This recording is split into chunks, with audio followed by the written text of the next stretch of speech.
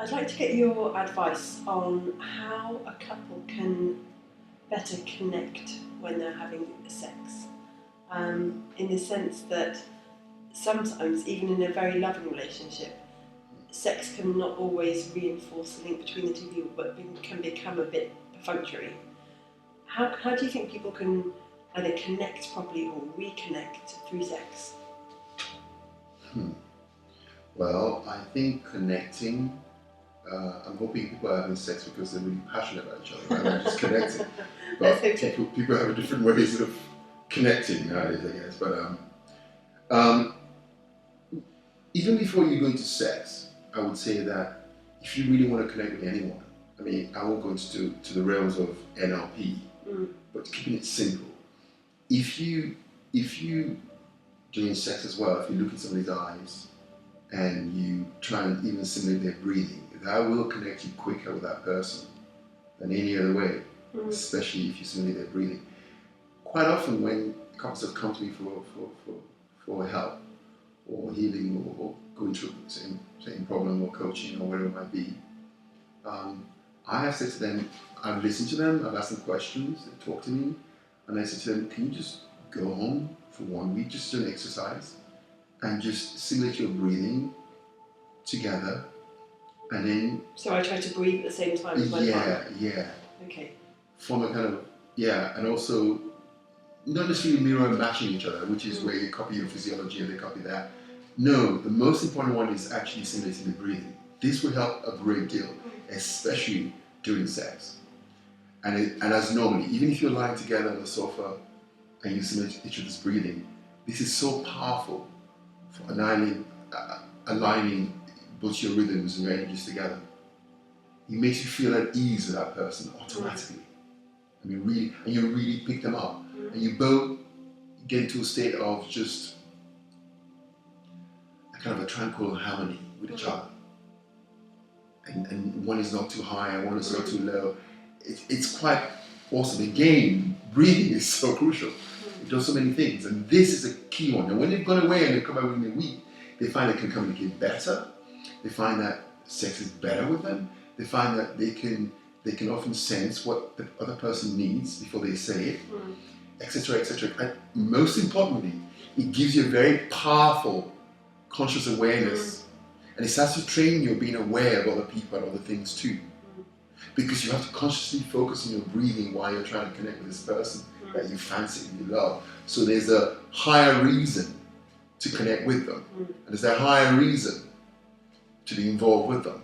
Okay, so breathing is obviously so important. It is so crucial. And doing sex, when you're breathing with that person, even when you lose your momentum in all the excitements and towards the end, or even after the wonderful, hopefully orgasms or whatever, you get into rhythm with them, and you're in bliss mode afterwards. You simulate your breathing with them. This is a very good way to create a kind of a move from connection to love. Okay, and what other things do you think? So breathing, I think, is probably the most important. You harmonise the both together. What other tips would you have for people about how they can better connect while they're having sex? I like the word love better than connect, because everybody connects nowadays anyway. I mean, connecting breeds short things. It doesn't make things last long. Even with friendship, people always want to connect. That's why I'm not really huge on ways to connect nowadays without some depth. People are avoiding the depth of everything. They just want to quick connect, quick fix, quick. Everything's too quick without depth. Let me rephrase my question. So, how can a couple better feel one another's love? Yeah, which is what everybody really wants to talk about. That people really want to go there, but they don't want to. Sorry to keep interrupting. But they don't want to go there because it might be too cheesy. It might be uncool, or nobody wants to put their heart on the plate, and etc. etc. etc. All right. So your question is. So my question is, how can people better show their love for one another during sex? Well, I hope that love begins before they get to the sex part. But during sex, how can you show your love for one another? Well, you have to really, the best way is to consciously be aware. Now, a lot of people want to, I guess, please or perform well or whatever you want to the best way is to really be aware of the other person. And if you're really there, as in there, you're not elsewhere in your mind or thinking about the laundry or the washing or whatever. I mean, this is really, really crucial. I know we're laughing about it, but it's really crucial that you actually have to be there. You have to observe what your partner likes, or boyfriend, girlfriend. You have to observe what's really going on. You have to change the rhythm of what they're feeling, or what if you're stroking the right part, or you're kissing the right way, or you are still in a way that makes them feel at ease, makes them feel more aroused. And likewise, the other way around too. Generally, if you're really into satisfying, into giving to your partner, you will be conscious. But if you're into your own self-satisfaction, that might be a bit more difficult. So if you assume that both of you are involved in giving each other, then you'll probably find that will work better. So if you design yourself to be more of a giver than a receiver, so you're both giving, you will find some sort of rhythm in there, and it will work better that way.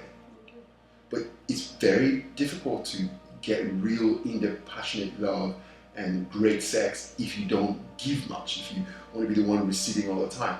And you will probably find that if you're both givers, at some point it will just happen naturally where one person is giving more to the other than the other, and there's no competition, or there's no, oh, I did this, I didn't get that, and then it becomes, that's not really what you're after. Okay. You're after authentic rhythm of things with ease, and that starts with showing love first. You can't receive real love unless you show it first.